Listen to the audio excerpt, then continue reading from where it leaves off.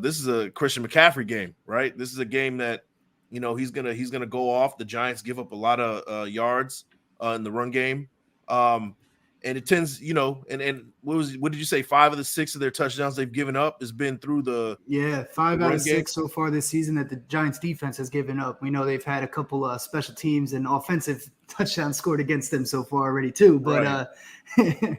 To your point here, the Giants yards per rush, they're 25th in the league right now. Rushing yards allowed 26 in the league right now. And then you got the 49ers who are first in yards per carry, third in rushing yards, 7th in rushing attempts. So they're going to try to just drill it down the middle of that Giants defense. So, I think we see a big day from the 49ers running game. The problem with betting on that is that if this one does get away, if Mike's a little wrong on his thought there, which I do agree with your train of thought. Like, obviously, we always try to fade what that public perception is because that's how it always works out. We've seen that story so many times.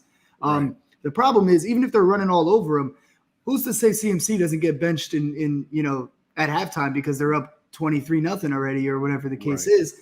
And then it's the Eli Mitchell show from there on. So it just gives me some pause. I do think we do see a heavy running game, run the clock, kind of get out of there with a nice win and then take your, extra time off because they don't play again until the following Sunday. And that's against the Cardinals. So this is one of those games where they can kind of rest guys and they know they have the Cardinals coming up, who obviously divisional matchup for them, but we haven't seen much out of the Cardinals either. And one thing that I do want to mention, the Giants are bad at stopping the run so far.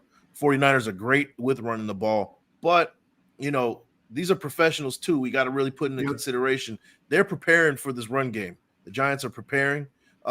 And not saying that, the preparation is going to mean that they're going to be successful in stopping the run, but you've seen it to where, okay, you're going to stop the run.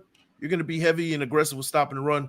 We're going to hit you with some RPOs, keeper with the quarterback, throw a little slant route to wide receivers, little quick slant routes. Some play action, things like that. Yep. And because of that, I think that, and for the other reason that we haven't seen Kittle really get started yet this season, I think Kittle's due for a touchdown.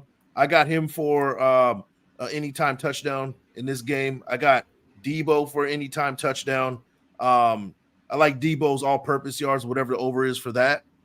73.5. 73.5. It's a reach. It's a lot to ask for from him, but I can see him going with that. Even just off of receiving yards alone, he can kind of get that. So just one home run shot from Debo, little screen. He's good with the screen and the bubble screen and taking off for 50, 60 yards. We've seen it so many times. So those are the two that I like as far as like making a bet as far as taking his receiving goes outside of CMC. Those are the guys that I'm kind of looking at is to get started as Kittle and Debo. Yeah, I think Debo's a good play in this game, and Kittle as well, because also you got to factor in that Brandon Ayuk has been the star on the outside so far for them this year. Popped the season off with 2 touchdowns. Last week had a decent game, but he is banged up, so he's questionable right now. I think he's going to play, but he's been limited in practice and everything, so they might try to give him less of a workload and focus on Kittle, Debo. That's the thing about these 49ers, man. They're hard to bet because they're so stacked. It's like the Jaguars. We were talking about the Jaguars the other day.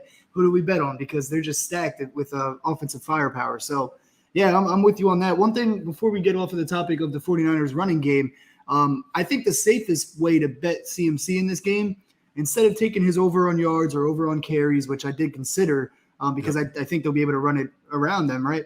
But he might not play the whole game, or they might not give him so many touches because they're trying to kind of save him for the rest of the season. You know what I mean? They got Eli Mitchell. They got other guys. They got Deebo Samuel who gets in the backfield and runs the ball.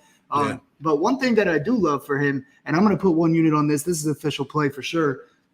Christian McCaffrey over 16.5 for his longest rushing attempt in this game. I like Lock that in. You're getting minus 114, so it's not even too juiced. Only 17 yards from him. His longs this year have been 51 and 65. So we've seen him put the Jets on already twice this year in both games. And this Giants defense, as we just said, they are terrible against the run so far. I think the 49ers and Shanahan and CMC, they'll be able to find a hole and exploit that. And he'll at least get one 17-yard run in that first half. You look at the past 2 games for the Giants, you got James Conner. He's not one of those flashy, he's like a goal line or running up the middle. He got a 22-yard run on these guys. Tony Pollard, he is that kind of guy on the outside. He got a 25-yarder. CMC can break a 40-yard touchdown in this one with ease. He's done it the past 2 weeks.